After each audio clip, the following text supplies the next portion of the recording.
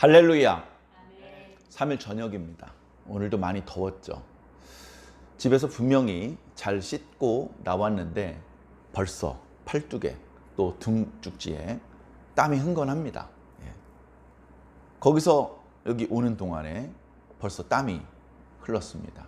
교회 오자마자 이 예배당을 채우고 있던 뜨거운 공기를 조금 환기시키고 냉방을 강하게 돌렸고 또 선풍기도 함께 가동을 했는데 시원해지는데 제법 시간이 걸리더라고요.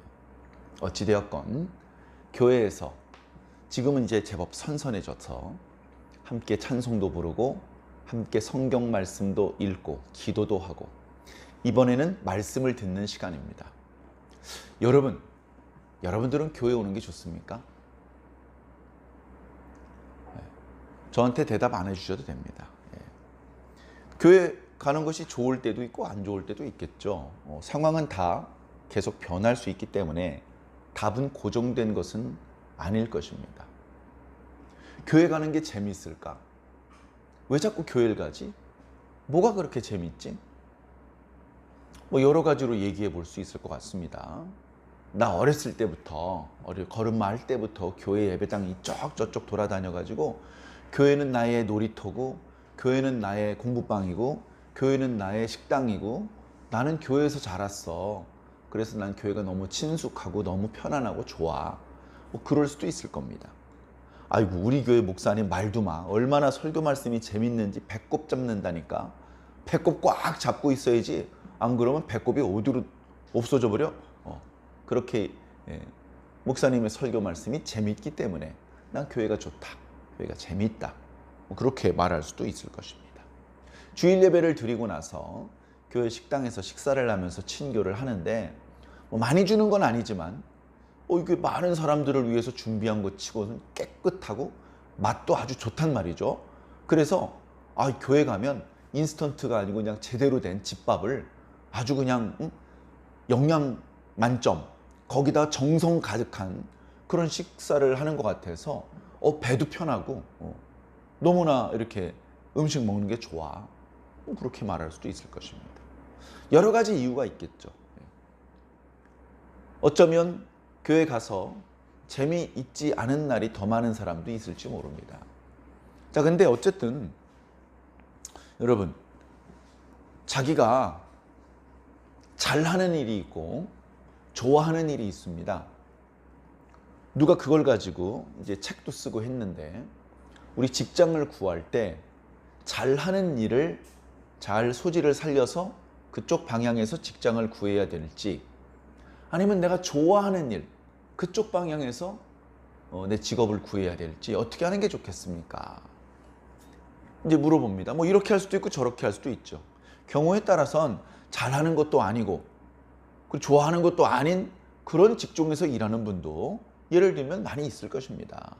자, 그러나 내가 선택을 할 수 있다고 전제를 하고서 한번 물어보는 것이죠. 당신이 잘하는 일, 그 일을 선택하시겠습니까?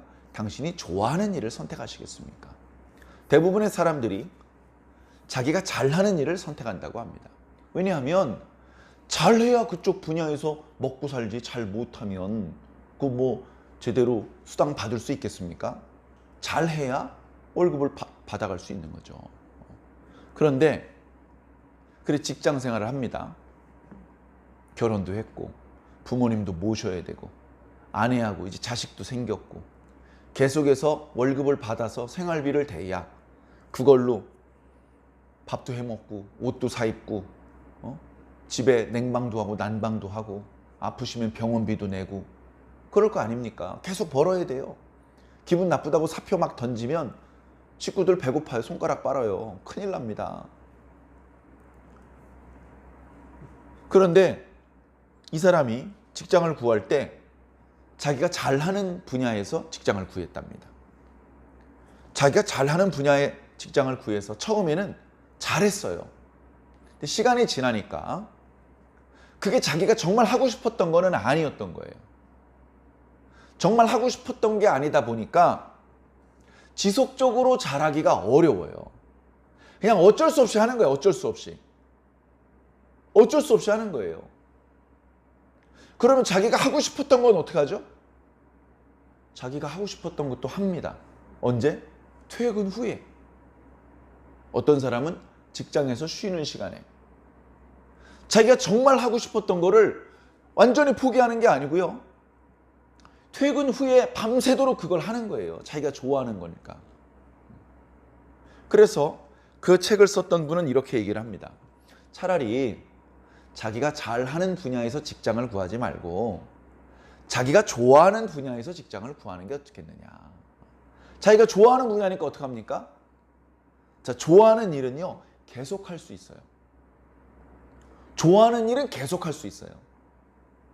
좋아하지 않는 일은 꼭 필요한 만큼만 하고 안 하게 됩니다. 공부 잘하는 사람이 왜 공부를 잘하는지 아십니까? 공부를 지속하기 때문에 그렇습니다. 공부를 꼭 필요한 만큼만 하고 안 하잖아요? 좋은 성적이 나올 수가 없어요. 최고의 성적은 포기해야 됩니다. 그런데 최고의 성적을 거두는 친구들을 보니까 지속적으로 공부를 하는 거예요. 공부는 재미없고 공부는 하기 싫지만 좋은 성적을 거두어야 되고, 그러니까 나는 어쩔 수 없이 지금 공부를 해야 되고, 그런 식으로는요 그렇게까지 오래 지속적으로 공부 못합니다. 초중학교, 중학교, 고등학교까지만 해도 12년입니다. 그 12년 동안 지속적으로 공부를 하는 사람이 있어요. 네? 여러분 한번 생각해 보십시오. 여러분들 12년 동안 열심히 공부했습니까? 쉬지 않고? 그런데 여러분 주변에는 쉬지 않고 공부하는 것처럼 보이는 그런 친구들이 있었을 것입니다. 물론 많지는 않았겠지만 그런 친구들이 있는 거예요. 그 친구는 어떻게 그렇게 지속적으로 공부를 했냐고요. 하기도 싫은 일, 재미도 없는 일. 처음에는 하기 싫었고 재미없는 일인데 이 공부를 재미있게 하는 방법을 터득한 겁니다. 공부를 재미있게 하는 방법을 알아야 공부를 계속 할 수 있는 거예요. 재미없으면 꼭 해야 되는 부분까지만 하고 안 한다니까요. 재미있어 하면 계속 할 수 있습니다. 전에 다니던 직장에는 야근을 시키면 입이 이렇게 나와요. 야근 수당을 준다 그래도 싫어. 하기 싫은 일을 저녁 늦게까지 남아서 해야 되니까. 그런데 옮긴 직장에서는 야근 수당 안 줘도 괜찮으니까 나 이거 계속 하게 해주세요. 왜? 내가 좋아하는 일이니까. 운동하기 싫은 사람에게 운동을 시키면 기합받는다고 생각을 합니다. 아이고 또 오리걸음이야, 또 달리기야. 근데 운동 좋아하는 사람은요, 야 달리니까 상쾌하고 좋다. 오리걸음을 하면서 그럼 이렇게 해야 하체가 땅땅해지지. 이런 생각을 하면서 운동을 하는 거예요. 마음의 자세가 다른 것이죠. 교회도 마찬가지입니다. 저는 교회를 제법 오래 다니고 있습니다. 교회 다닌 지가 40년이 넘었습니다. 그 40년 동안 물론 중간중간에 공백이 있었죠. 예를 들면 군대 가서 있을 때. 이럴 때는 할 수 없이 다니던 교회를 계속 다닐 수 없었습니다. 물론 군대에서 종교 활동을 다녀올 수 있도록 배려를 해주십니다. 그러나 그것도 부대의 여건에 따라서 편안하게 종교 활동을 할 수 있는 곳도 있고 종교 활동을 하기 어려운 그런 부대도 있는 겁니다. 그래서 군대에 있을 때에는 어떻게 보면 자유롭게 충분하게 신앙생활을 했다고 말씀드릴 수 없죠. 너무너무 교회 가고 싶었는데 갈 수 없어서 정말 답답했습니다. 그러다가 휴가를 받아서 교회를 가게 되면 말씀을 듣기 전에 저기 멀찌서 저 교회 건물이 보이는데 벌써 가슴이 그냥 퐁당퐁당 뜁니다. 교회 계단 올라가서 2층에 대예배실로 들어가는데 찬송 소리가 계단에까지 울려 퍼지거든요. 그 소리 들으면서 벌써 눈시울이 뜨거워져 있어요. 그리고서 예배당에 딱 들어갔는데 그 많은 성도들이 목소리를 맞추어서 찬송을 부릅니다. 빈자리를 찾아서 자리에 앉아서 잠깐 기도하는데 눈물이 콸콸 쏟아져요.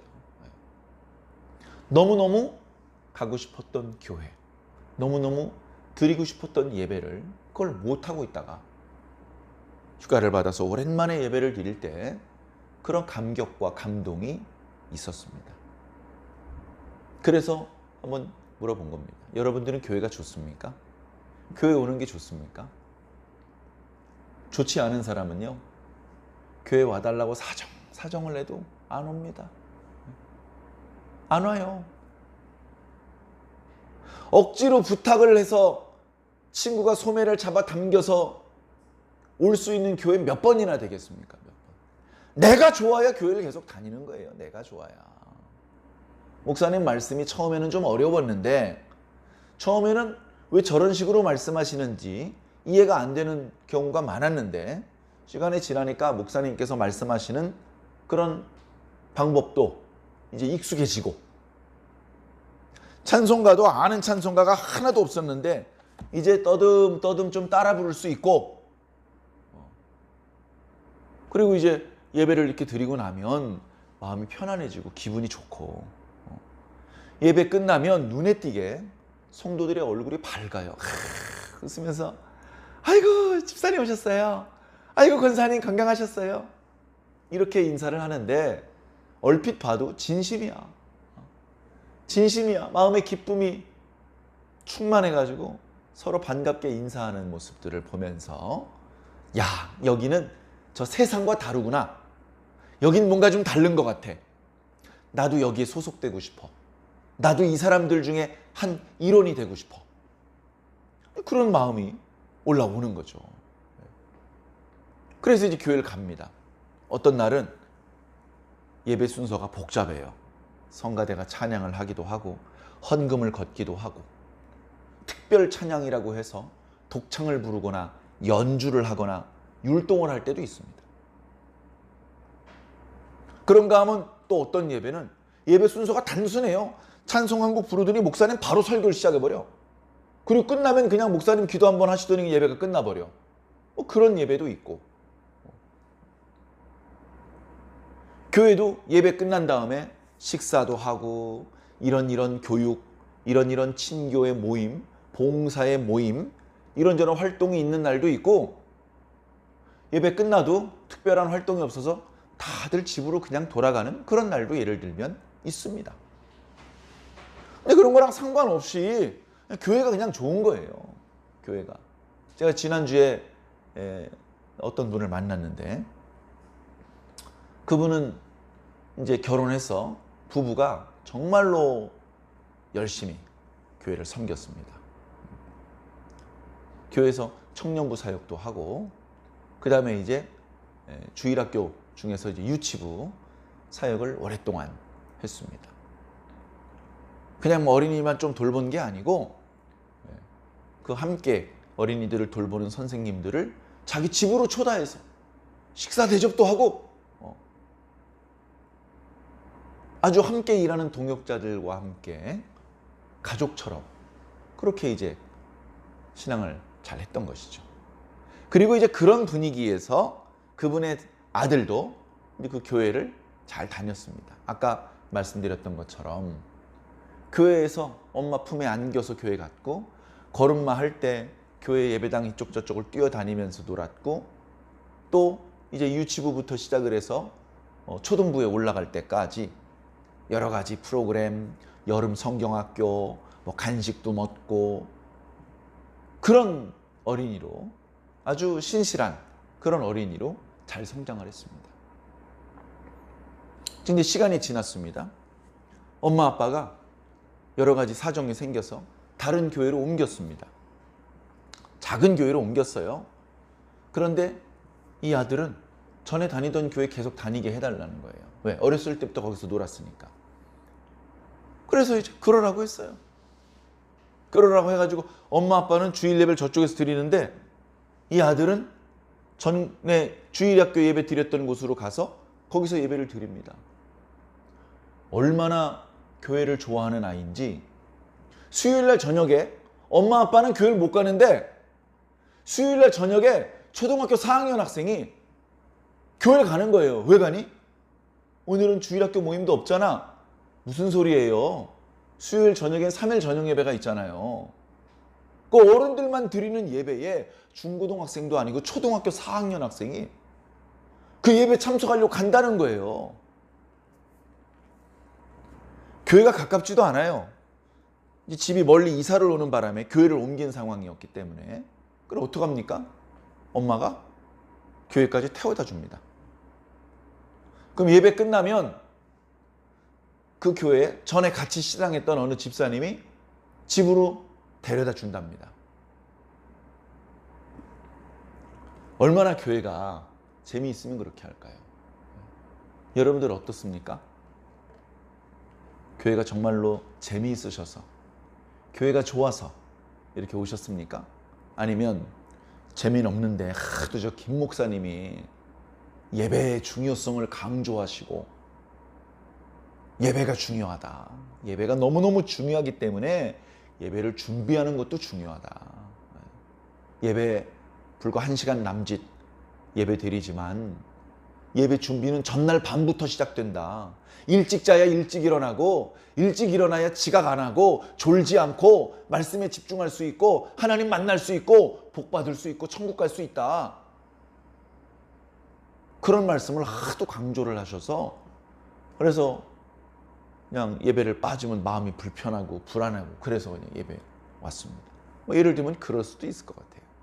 사랑하는 성도 여러분, 그러나 예배가 좋은 이유는 예배에서 우리가 만나게 될 하나님이 좋기 때문이어야 합니다. 나는 하나님이 좋아. 난 하나님을 좋아해. 그런데 예배 시간에 그 하나님을 만날 수 있어. 그래서 난 예배 시간을 좋아해. 교회에서 예배를 드리는데 교회에서 예배를 드리면 하나님을 만날 수 있어. 그래서 난 교회를 좋아해. 난 여기서 하나님을 수십 번, 수백 번 만났어. 난 이 자리가 너무 좋아. 그래야 된다는 것입니다. 목사님 설교는 어떤 날은 재미가 없을 수도 있어요. 어떤 날은 마이크가 말썽이라서 뒷자리까지 목사님의 음성이 잘 전달이 안 될 수도 있어요. 어떤 날은 에어컨이 고장이라서 날씨가 더운데 그냥 시원하지를 못하고 그게 불편할 수도 있어요. 근데 상관없잖아요.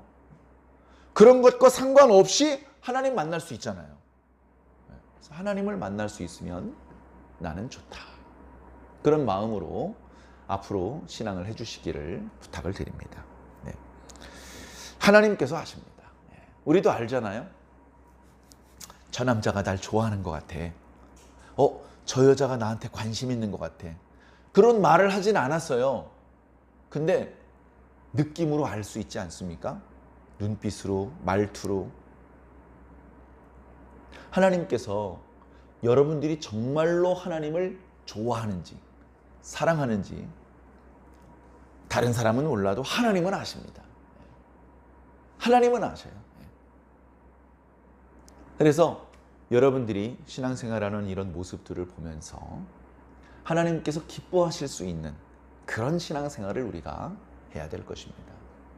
말로는 하나님 사랑한다고 하면서 우리들의 삶의 모습은 전혀 하나님을 사랑하는 그런 태도, 그런 마음가짐, 그런 행동거지가 아니라면 하나님 속겠습니까?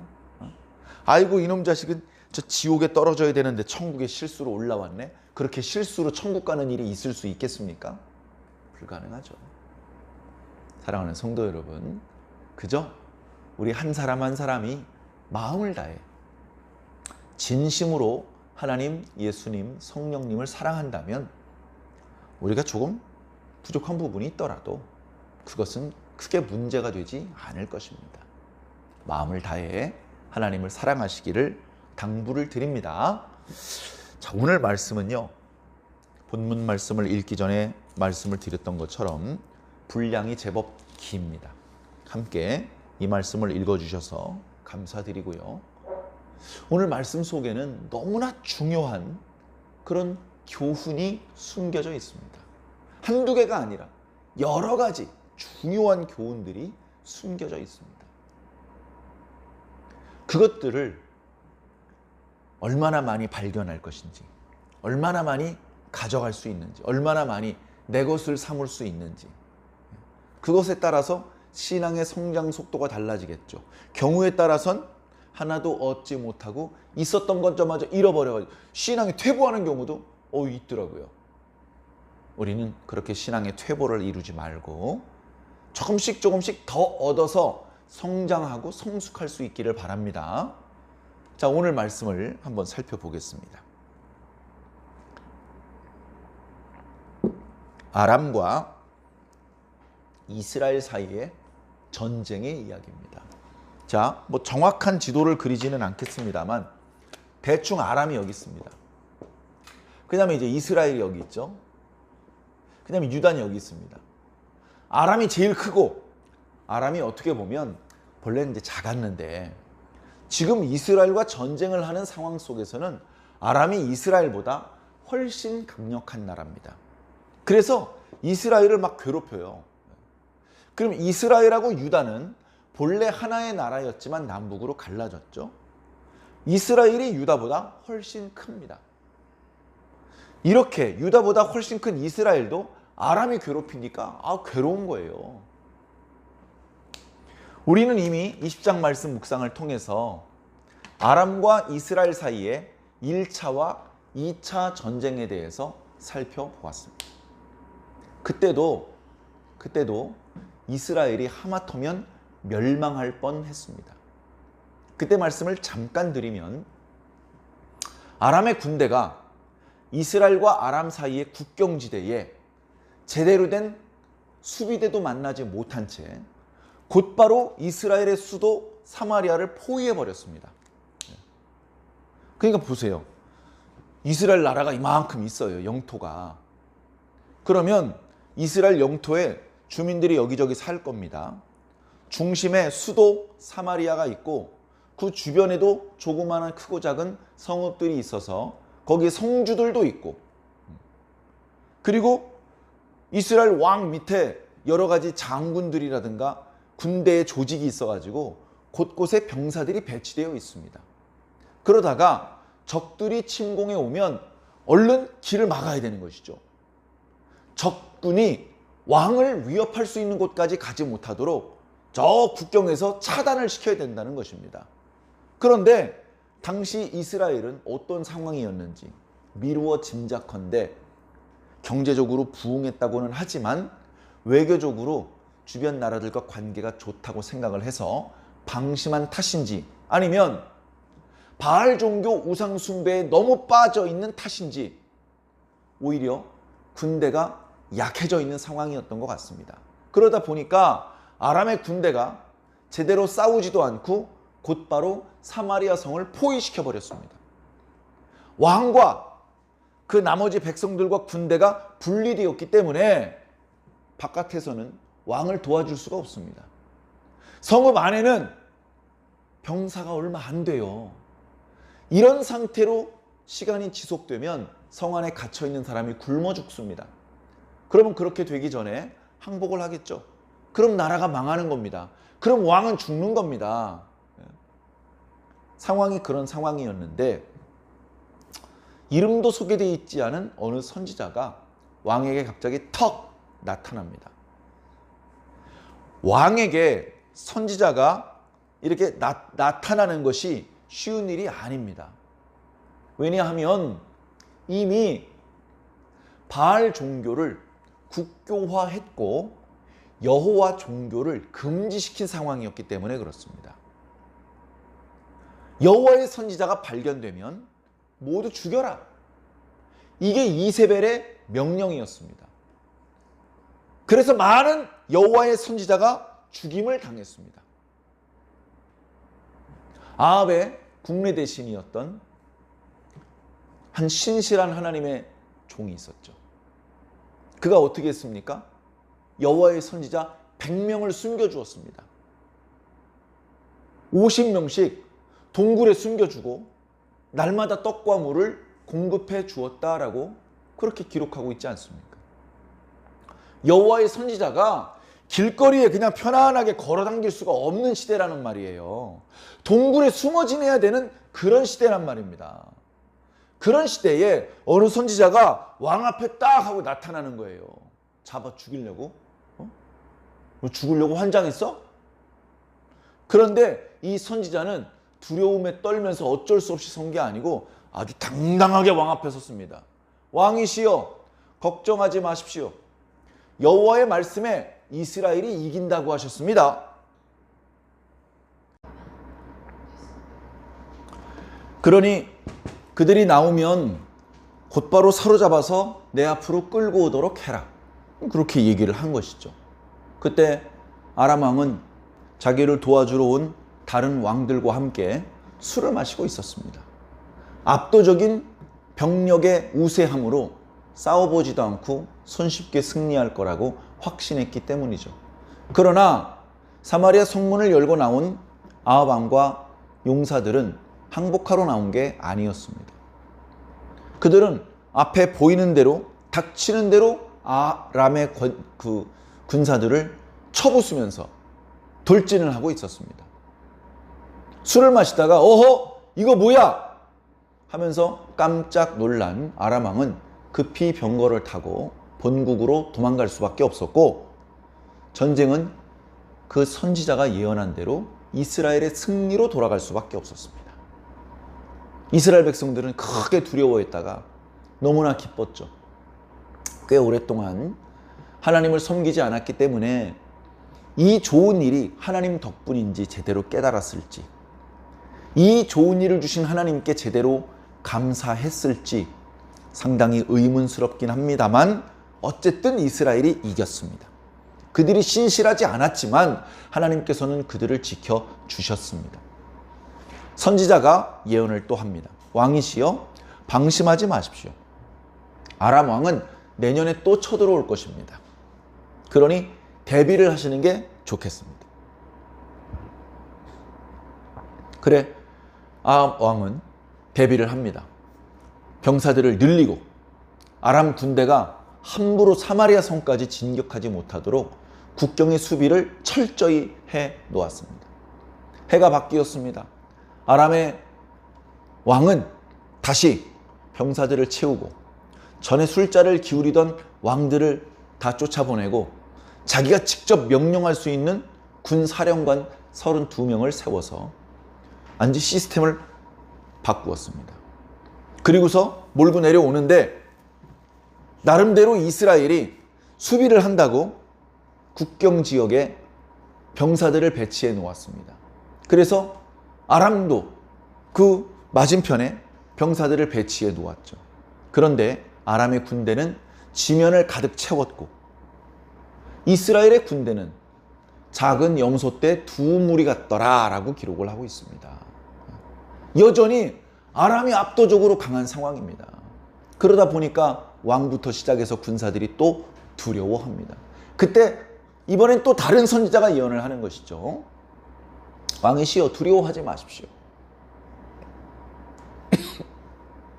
하나님께서 이기게 하실 것입니다. 그래서 그 말씀을 듣고 또 용기를 내어서 싸워서 크게 이깁니다. 크게. 아마 아람 사람들은 평지, 넓은 평원에서 병거를 몰면서 전투를 하는 그런 방법으로 전투를 했던 이제 그런 나라인데, 이스라엘 땅은 넓은 평지 이런 거 거의 없습니다. 대부분 골짜기와 산으로 이루어져 있는 그런 땅입니다. 그래서 이제 그들이 할 수 없이 골짜기로 산으로 뛰어 올라가면서 전투를 하다가 패배를 하니까 여호와 하나님의 전능하심 때문에 졌다고 말하지는 못하고, 그들의 신은 산의 신이고 우리의 신은 평지의 신이다. 그러니 싸움을 할 때 산에서 싸우지 않고 평지에서 싸운다면 우리가 이길 것이다. 그런 얘기를 한 것이죠. 하나님께서 그 말을 다 들으셨습니다. 저들이 한 말이 틀렸다는 것을 알려주기 위해서라도 이번 전쟁은 이스라엘이 이기게 할 것이다. 그렇게 이제 하나님께서 마음을 먹으신 것이죠. 자, 그래서 정말로 이스라엘이 강해서? 아니요. 이스라엘 왕과 백성들이 하나님께 신실하기 때문에? 아니요. 그냥 일방적으로 하나님의 은혜 때문에 북이스라엘은 2번이나 자기보다도 강력했던 아람 나라의 공격을 막아낼 수 있었습니다. 그리고 나서 오늘 말씀에 3년 동안 아람과 전쟁이 없었다라고 기록을 하고 있습니다. 3년 동안 전쟁이 없던 동안 무슨 일이 있었을까요? 아람 왕은 이빨을 갈면서 내가 다시 이스라엘을 공격할 것이다, 이런 계획을 세우고 있었던 것입니다. 2번째, 아람과의 전투에서 이스라엘이 크게 이겼을 때 아람 왕까지 생포하고 그를 죽일 수도 있었습니다. 만약에 그렇게 했더라면 아람은 쉽게 이스라엘을 우습게 생각하거나 이스라엘을 향해서 다시 공격해 들어갈 계획을 세우기 어려웠을 것입니다. 좋게 잡아도 그 아람의 왕의 아들이 장성해야, 다시 말해서 20-30년은 기다려야 다시 이스라엘을 공격할 수 있는 준비를 할 수 있는 그런 상황이 되었을 것입니다. 그럼 그 기간 동안에 북이스라엘은 평안한 기간을 보낼 수 있었겠죠. 그러나 어리석은 아합 왕은 그렇게 하지 않고 자신의 원수, 하나님께서 잡아 죽이라고 잡아주신 그 아람 왕을 풀어주었습니다. 자유롭게 집으로 걸어갈 수 있게 길을 열어주었다는 것이죠. 그래서 어느 선지자를 통해서 하나님께서 책망하셨습니다. 내 이놈! 잡아 죽이라고 전쟁을 승리로 이끌어 주었는데 어찌하여 적의 왕을 살려보낸 것이냐 하면서 책망을 했던 것이죠.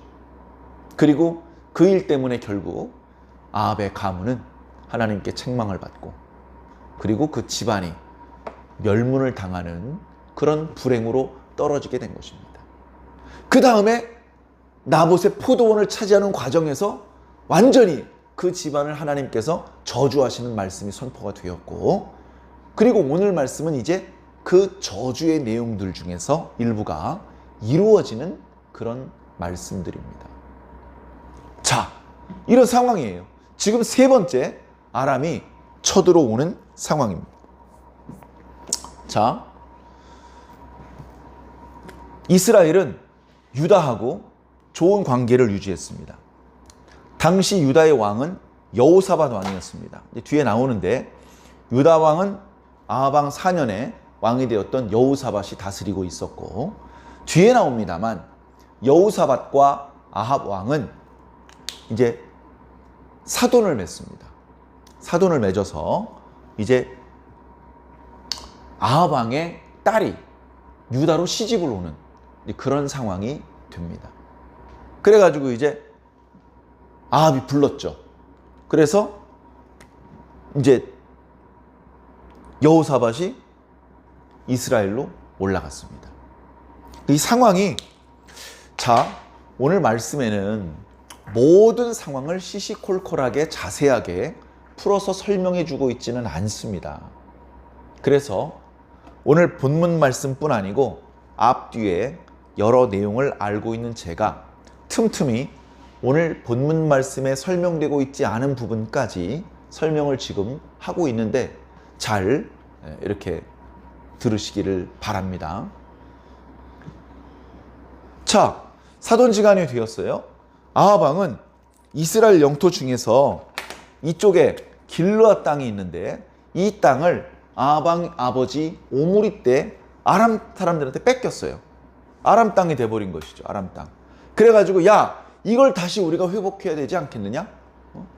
지난 1차와 2차 아람과의 전쟁에서 이겼기 때문에 자신감을 얻었는지 어쨌든 그런 생각을 했습니다.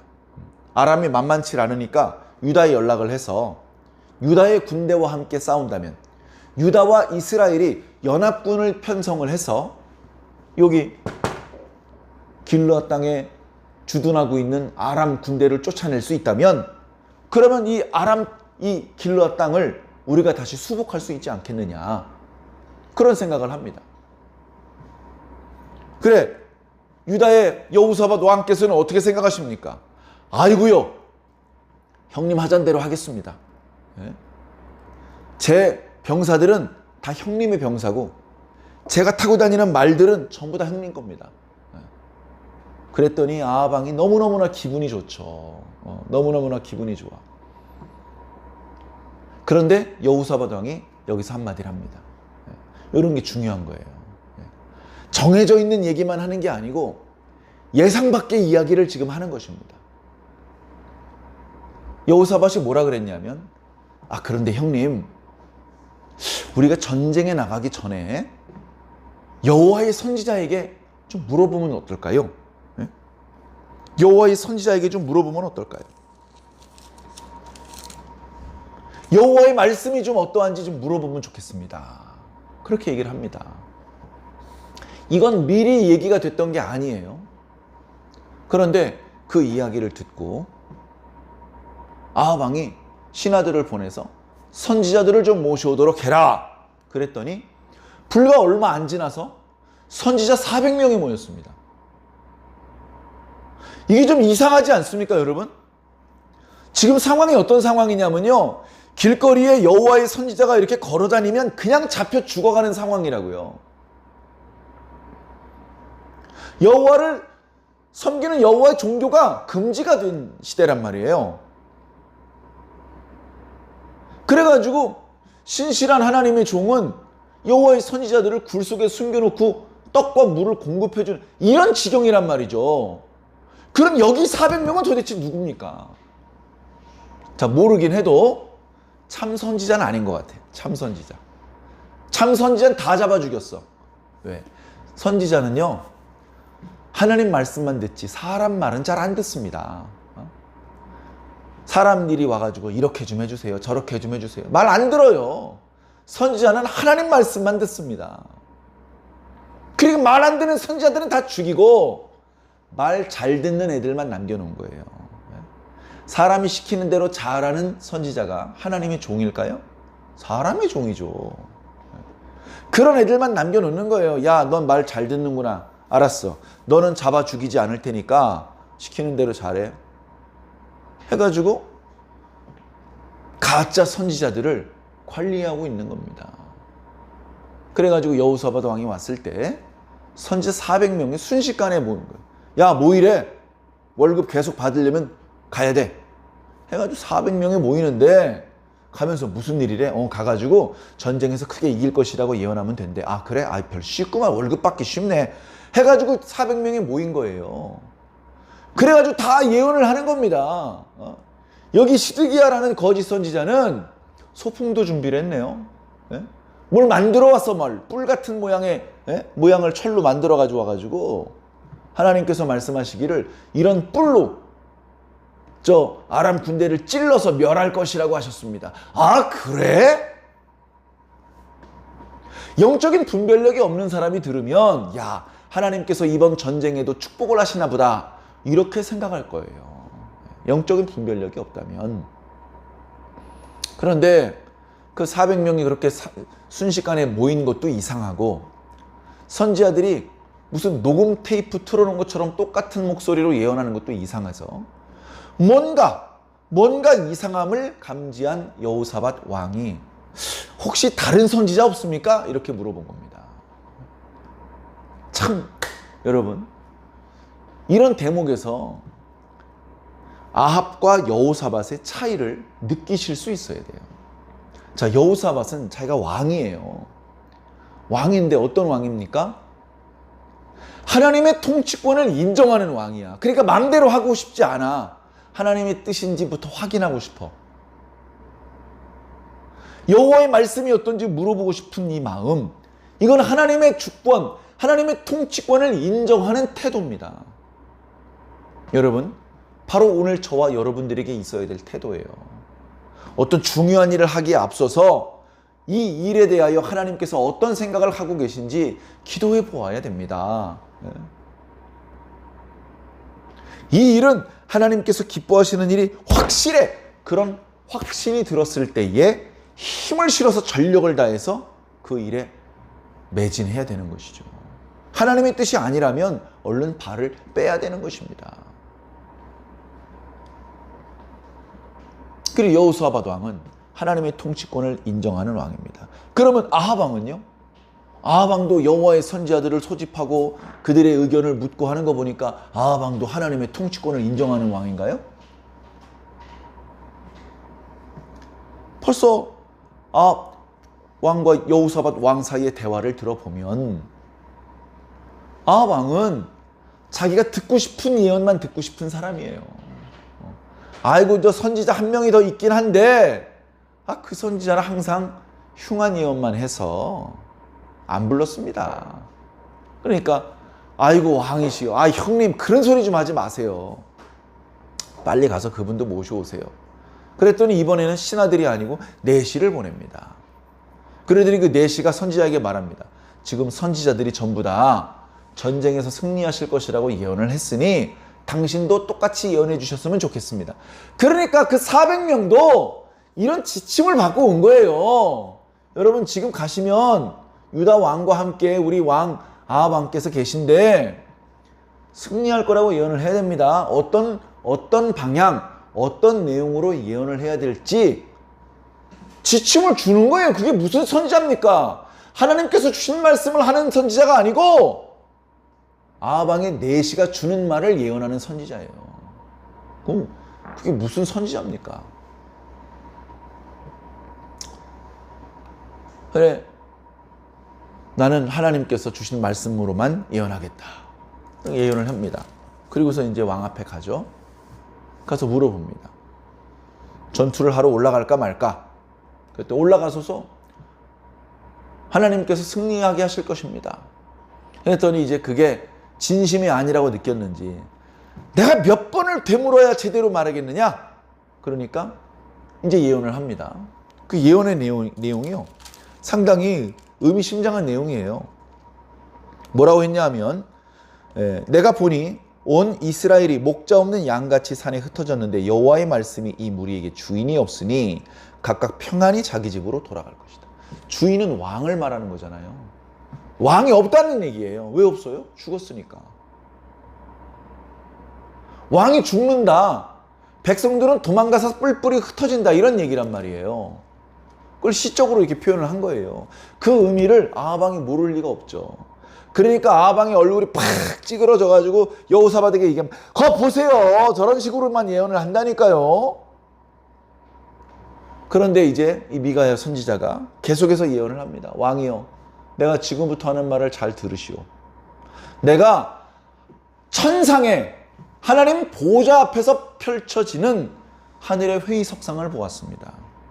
거기서 하나님께서 이렇게 말씀하시는 걸 들었습니다. 누가 저 아합 왕을 꿰어서 길르앗 라못에 올라가서 죽게 만들까? 그렇게 물어보니까 하나님 앞에 많은 영들이 있었는데 그 영들이 하나는 와서 제가 이렇게 한번 해보겠습니다. 또 다른 영들이 저는 저렇게 한번 해보겠습니다. 얘기를 하는 것을 제가 보았습니다. 그러던 중에 어떤 영이 하나님 앞에 서더니 이렇게 말하더라고요. 하나님, 저는 아합 왕 앞에 가서 거짓말하는 영이 되겠습니다. 그래서 그 모든 선지자 입에 들어가서 아합 왕을 속이겠나이다. 그랬더니 옳거니 네가 가라. 네 뜻대로 해라. 그렇게 이제 하나님께서 말씀하셨다. 그래서 여기 있는 400명이 지금 거짓말하는 것이고 나는 그 회의석상의 내용, 그 천상의 비밀 회의의 장면을 어떻게 목격할 수 있어요? 미가야가 누군데 뭐하는 사람인데 그런 걸 목격할 수 있을까요? 잘 모르시죠? 제가 말씀드릴게요. 초대받았어요. 미가야 올라와봐. 잠깐 올라와봐. 그렇게 초대받지 않았는데 어떻게 그걸 볼 수 있습니까? 하나님의 보좌가 궁창 위에 남보석과 같은 걸 하나님께서 볼 수 있도록 허락해 주지 않으셨다면 에스겔이 어떻게 볼 수 있습니까? 사도 요한이 어떻게 볼 수 있습니까? 이사야가 어떻게 볼 수 있습니까? 보라고 초대한 거예요. 올라와봐. 여기 무슨 일이 벌어지는지 너한테는 보여줄게. 아무도 못 보는 걸 딱 한 명의 선지자가 보는 거예요. 그리고 이 땅에 내려와서 그 내용을 가르쳐 주는 거예요. 내가 봤어. 내가 하나님과 하나님의 보호자와 거기서 하나님께서 다른 천사들과 의논하시는 걸 내가 봤어. 내가 목격했어. 내가 똑똑히 들었어. 그럼 어떻게 해야 됩니까? 그 말씀을 믿어야죠. 그 말씀을 믿어야죠. 안 믿어. 하나님의 회의석상에서 하나님께서 의논하셨던 내용을 듣고 전해주면 한 명도 안 믿습니다. 한 명도 안 믿어요. 아무도 믿지 않아요. 여러분, 믿는다는 말을 오해하지 않으시기 바랍니다. 이루어진 다음에 믿는 건 믿는 게 아니에요. 이루어지기 전에 믿는 게 믿는 겁니다. 이미 이루어진 거 뭐 아무것도 아니죠. 그걸 뭐 믿거나 말거나 할 것도 없는 거죠. 안 이루어진 말씀을 이루어질 거라고, 말씀대로 될 거라고 믿는 게 믿음입니다. 참 너무나 안타깝죠. 오늘 말씀 보면 믿습니까? 안 믿습니까? 역시 아무도 안 믿습니다. 아무도 안 믿습니다. 옆에 있는 시드기야가 싸다구를 날리면서, 야, 나에게 말씀하시던 하나님이 언제 또 너한테 다르게 말씀하셨느냐?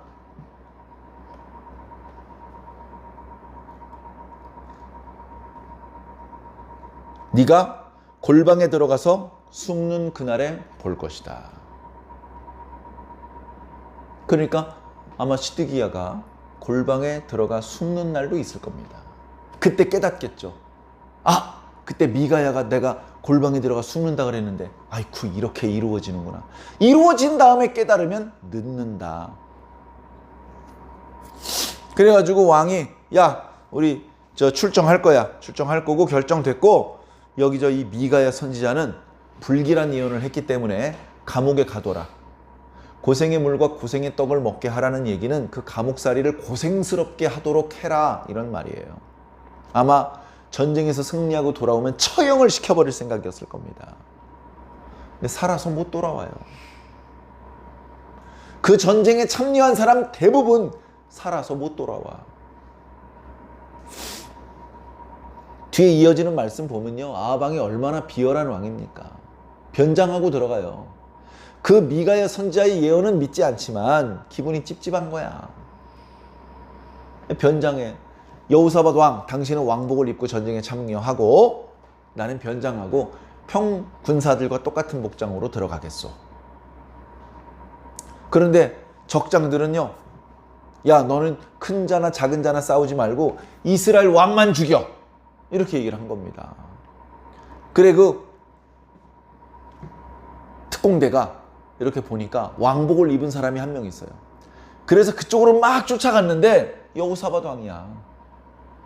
여호사밧 왕이 막 소리를 지르면서 도망을 하는데 야야 쫓아가지 마라. 저 아합 왕이 아니다. 그러면 어떻게 됩니까?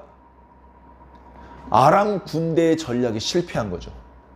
특공대를 보내서 아합 왕만 죽이려고 그랬는데 아합 왕은 끝끝내 못 찾았습니다. 어떡하지? 길르앗 라못 전투에서 아합 왕이 죽는 게 하나님의 뜻인데 아람 군대가 아합 왕을 찾아내질 못했으니 이거 어떻게 하나님의 뜻이 이루어지질 못하겠네. 그렇게 생각을 할 수도 있겠습니다만 말씀을 보니까 누군지도 모르는 어떤 병사가 활을 쏩니다. 어느 방향으로 정확히 겨냥을 해서 쏜 것도 아닌 것 같은데 그렇게 해서 날아간 화살이 아합 왕의 갑옷의 솔기를 꿰뚫습니다. 갑옷이 화살이 뚫지 못하게 잘 이렇게 보호를 하고 있는데 그 보호를 하는 그 조각조각 사이에 틈이 있습니다. 그 틈으로 화살이 찌르고 들어온 거예요. 그 부분은 화살에 맞자마자 죽을 수밖에 없는 그런 부위는 아니었던 것 같습니다. 그런데 문제는 뭐냐 하면 빨리 그 자리를 벗어나서 치료를 받았더라면 어쩌면 목숨을 구할 수 있었을 텐데 그래 화살에 맞았다. 야야 빨리 병거를 빼. 병거 내 화살에 맞았어. 빨리 내 좀 치료를 받아야 되겠으니까 빨리 병거를 몰고 안전한 곳으로 나를 데리고 가다오. 그렇게 부탁을 했는데 요즘 말로 앞뒤로 차가 꽉 막혔어요. 차가 무슨 그랜저 아니라 스포츠카라 하더라도 앞뒤 좌우로 차가 꽉 막혀버려가지고 아무리 엔진이 쌩쌩해도 전진을 할 수가 없는 겁니다. 그래, 아람 군대에 둘러싸여가지고 도망도 못 가고 계속해서 화살 맞았던 자리에서 피가 흘러서 출혈 과다로 죽습니다. 저녁이 되니까 이스라엘이 패전됐고 다 흩어져라, 집으로 돌아가라. 그래가지고 백성들은 다 흩어졌습니다. 그래, 아합 왕은 이미 죽었기 때문에 그의 시신을 사마리아로 끌고 가는데 그의 시신에서 흐른 피들, 그 병거를 사마리아 못에서 씻었는데 개들이 와서 핥는다는 선지자의 예언의 말씀도 그대로 이루어졌습니다. 자, 그 뒤에는 이제 여호사밧의 이야기, 그 다음에 아합 왕의 아들 아하시야의 이야기가 조금 나오는데 핵심은 이제 그게 아닌 것 같고요. 하나님 중심적으로 살지 않고 자기 중심적으로 살았던 아합 왕, 그저 자기 중심적으로만 산 것이 아니고 철저하게 하나님 중심적으로 사는 것을 금지시키고 하나님께서 싫어하시는 그런 일을 일삼았던 아합 왕, 그런 아합 왕의 최후는 결국 이런 비참한 최후가 될 수밖에 없다는 것을 오늘 성경은 우리들에게 보여주고 계십니다. 많은 왕들이 있고 그 왕들의 면면이 또 다양하고 그들의 최후도 다양합니다만 아합 왕처럼 성경에 자세히 묘사되고 있고 좋은 면으로는 다윗 왕이 있지만 좋지 않은 면으로는 아합 왕이 어떻게 보면 성경에 가장 많은 지면을 할애해서 설계해 주고 있습니다. 우리는 이 이야기를 반면교사 삼아서 하나님의 말씀을 잘 깨달아야 할 것입니다. 다 하나님의 선지자입니다. 누가 참 선지자고 누가 거짓 선지자인지 어떻게 알 수 있습니까?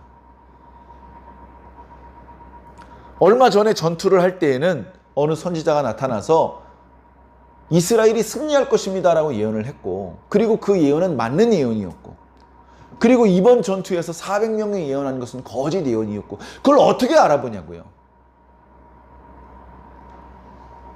그래서 영적인 분별력이 필요한 것입니다.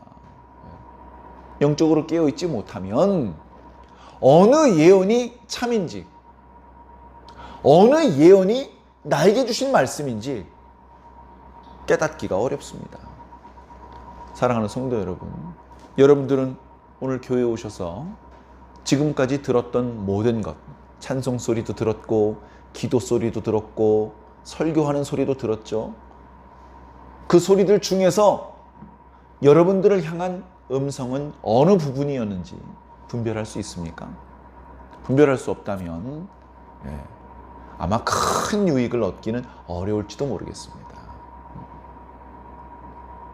어느 음식점에 갔더니요, 회가 나오는데 회를 담은 그릇이 크고 거기 아주 장식이 아주 화려하게 돼 있더라고요.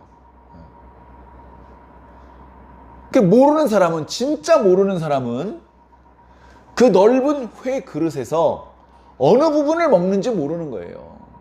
먹으면 안 되는, 그냥 이쁘게 보이라고 장식으로 얹어놓은 그걸 막 먹고 있는 그런 입장이 된다면 그게 얼마나 우스꽝스러운 모습이 되겠습니까?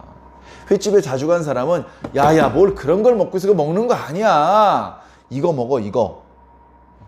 먹어야 될 것과 먹지 않아야 될 것을 구별할 수 있기 때문에 아무리 많은 장식이 올라가도 고민할 필요가 없습니다. 하나님의 말씀을 들을 때도 마찬가지죠. 우리가 깨어 있어야 되고 우리가 영적으로 분별할 수 있어야 됩니다. 이건 내 친구가 분별력이 좋으면 해결되는 게 아닙니다. 처음엔 그 친구의 도움을 받을 수 있겠지만 결국 우리 개개인 모두가 이런 영적인 분별력을 가지고 있어야만 한다는 것입니다. 결국은 내가 판단하고 내가 결정을 내려야 될 순간이 온다는 것입니다. 그때의 올바른 판단을 내릴 수 없다면 그 사람은 하나님 나라 가기 어려울 것 같습니다. 사랑하는 성도 여러분, 그렇기 때문에 모두에 말씀드렸던 것처럼 우리가 진심으로 하나님을 사랑하는 게 중요합니다. 성경을 달달달 외운 것도 아니고 교회 다닌 지가 몇 년인데 아직도 모르는 찬송이 많지만, 그러나 내가 마음으로 하나님을 진심으로 사랑하고 있다면, 그렇다면 그런 건 문제가 안 돼요. 그런 건 문제가 안 됩니다. 하나님이 나를 사랑하시고 내가 하나님을 사랑하는, 내가 어디에 박혀있든 반드시 찾아와서 나를 건져주실 것이고 나를 당신의 나라로 데려가 주실 겁니다. 왜? 내가 하나님을 진짜 사랑하고 하나님이 나를 진짜 사랑하시기 때문에 그렇습니다. 그 사랑을 대신할 수 있는 건 없습니다. 나는 하나님의 사랑을 많이 받지는 못하지만 성경 말씀을 달달달 외우니까 괜찮아. 아니요, 안 괜찮습니다. 성경 못 외워도 되니까 하나님의 사랑을 받으셔야 됩니다. 늘 깨어서 하나님을 기쁘시게 하는 모습으로 승리하시기를 예수님 이름으로 간절히 축원합니다.